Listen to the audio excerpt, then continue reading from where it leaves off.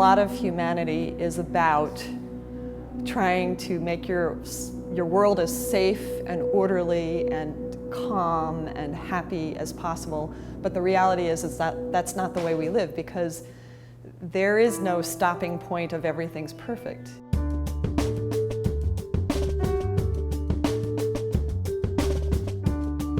In the main floor gallery, we're showing Chaos. It's an exhibit that shows artwork that explores the feeling of disorder, turbulence, and pandemonium in artwork.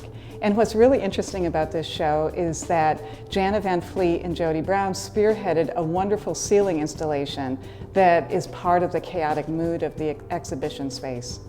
Some people came in, knew exactly what they're doing, I could help. And you know, slowly I'd sort of, oh yeah, okay, that's where I'll put a piece. And then I'd go back to helping and observing what was going on. And there was an initial rush here to get work up, and then there was this period of stepping back and saying, wait a minute, what did we put up? Does it work? And everything got pulled down again and then put back up. And so it just kind of kept a pace as there was a swirl of activity going on. So that was kind of neat for a process. I'm not a group-oriented creator, but any opportunity to work with Janet should be treasured. And so I said, absolutely, and then just kind of watched it evolve. But it wasn't chaotic at all. I didn't feel stressed out, and I don't think anybody else did either.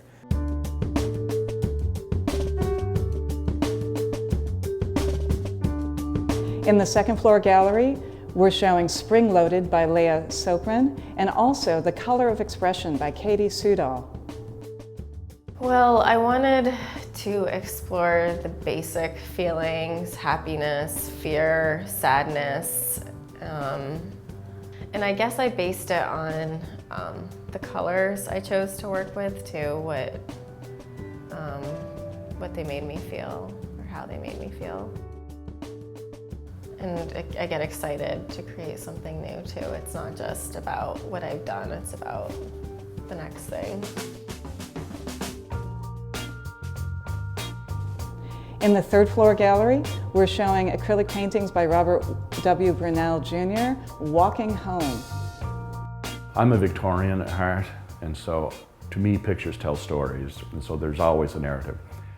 However, I don't give the viewer too many clues because I like the viewer to make it up themselves. And I'm always amazed at what people read into my paintings, and it touches something in their own minds, or some piece of memory or something. And I've had people tell me that some of the paintings bring them to tears. You know, it's just, I remember this, I remember that, or that reminds me of.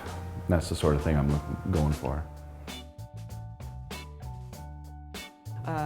Chaos is a really good subject for me because I think things go in cycles, and they go in cycles in really small ways, and they go in cycles in really big ways. This is a really big way that I'm hoping will transform. That's how I got into art, is by copying my favorite comic strips from the Sunday Funnies. And I used cartooning as a gateway to art for my students. And the kids greatly respond to that. It made art non-threatening. And you can teach anything about art through cartooning. And since there's a wide variety of styles, you don't, as I keep telling my students, you don't have to be good at drawing to do cartooning. Studio Place Arts is located at 201 North Main Street in Barre, Vermont. Our website is www.studioplacearts.com. We look forward to seeing you soon.